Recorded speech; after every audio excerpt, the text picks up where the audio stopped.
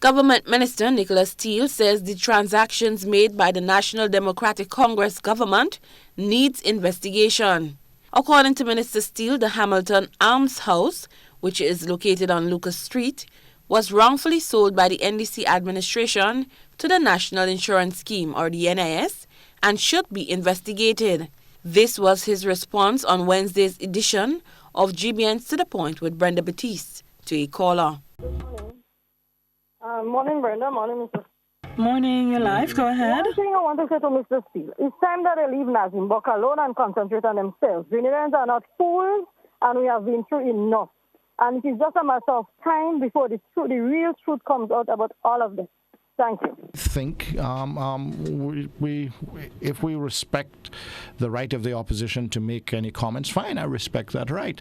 If they're calling on an investigation, the one investigation that should be had is the sale of the assets and what were those funds used for and whether that truly was in the people's best interest.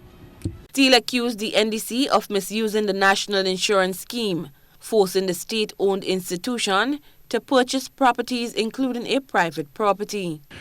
If a private individual sold something to someone else that they didn't own, there would quite likely be criminal proceedings against that individual. The government sold a property to the NIS that the government didn't own. Apart from the fact that the government shouldn't have been selling the properties to pay salaries. Minister Steele says government is trying to buy back some of the properties sold by the NDC, especially those properties privately owned. The cost of the Lucas Street property is estimated at $750,000. So you're saying that the NIS was coerced to purchase the property because you say there's forcing of them? Yeah, I believe that the NIS is a responsible entity. I have met with the current board on numerous occasions.